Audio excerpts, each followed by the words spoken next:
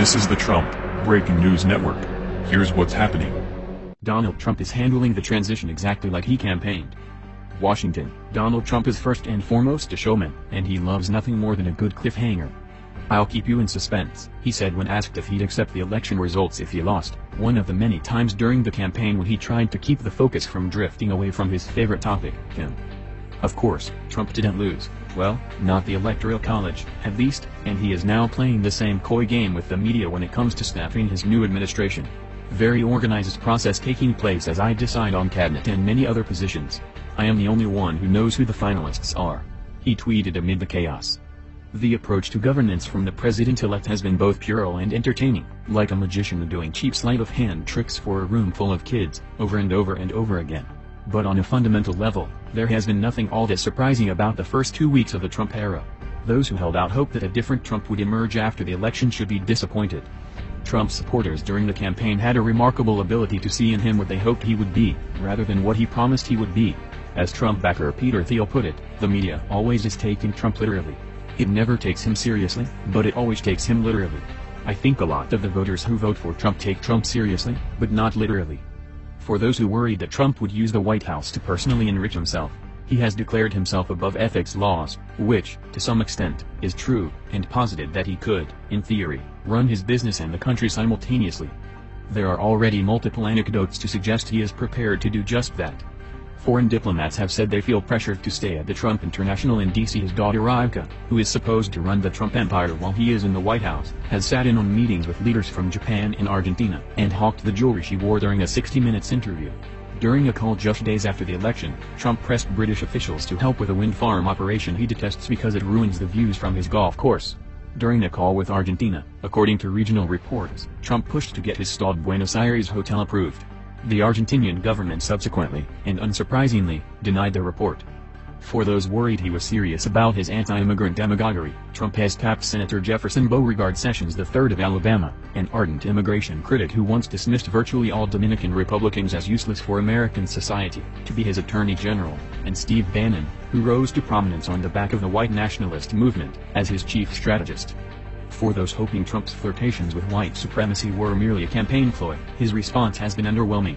He disavowed a group of neo-Nazis and white nationalists who organized at an event in downtown D.C. this week to celebrate his victory. But that only came after he was repeatedly pressed to do so in an interview with the New York Times. Prior to then, he gave what amounted to a gentle wrist slap. For those who hoped he drained the swamp, he has pulled together the most fattened pack of alligators to prowl the city in decades, handing over key elements of his transition to lobbyists, bankers and hedge fund managers.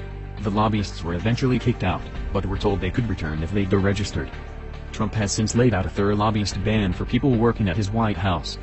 But the past week hasn't exactly been a showcase of good governance. His university settled fraud lawsuits for $25 million, his campaign was fined $1.3 million by the Federal Election Commission, and his foundation admitted to self-dealing, which could subject it to a penalty or fine. For supporters who hoped Hillary Clinton would finally meet with justice, Trump announced unilaterally that, in fact, there'd be no prosecution after all. He then told the New York Times that maybe he still would, but he didn't want to hurt the Clintons. And for those who hoped he would respect long-standing government precedents, that announcement was more jarring. Trump, they worried, was conveying that he had the power to decide which cases would be pursued and which would be avoided, thereby stripping away the agency of the Attorney General or an independent prosecutor. For supporters on the isolationist right and anti-war folks on the left who hoped he would pursue non-interventionism, Trump floated John Bolton as his Secretary of State, one of the most militant hardliners in the foreign policy community. For those who hoped he'd surround himself with smart and capable people, he appointed Michael Flynn, a retired lieutenant general fresh off his stint as a paid contributor to the Russian government-funded television network RT, as his national security advisor. What Flynn has for a resume he lacks in friends and a diplomatic touch. Most Republican foreign policy professionals want nothing to do with him. He's your typical short army general with Napoleon syndrome. He knows what he knows, and screams a lot when he doesn't get his way, said one source close to the process who knows Flynn. Flynn will have some serious personnel issues and he might just wash out. For journalists, who hope that Trump's repeated attacks on the press were mostly show, he has done nothing to soothe concerns, save to signal that he might not try to open up libel laws as he once suggested. Trump has ditched his protective pool of reporters, lashed out at those covering him, declined to hold a press conference and berated an off-the-record gathering of network executives and anchors. Though Trump called for people to take the streets after President Barack Obama's 2012 re-election, he condemned protests against his own win. He then spent the weekend tweeting his anger at the cast of the Broadway show Hamilton for pleading with his vice president-elect, Mike Pence, to run an inclusive administration. There is much time to go, even before Trump takes the oath of office. But past is proving to be prologue so far. This has been the Trump Breaking News Network. Please subscribe and share to stay up to date on the latest news about our president. Be informed.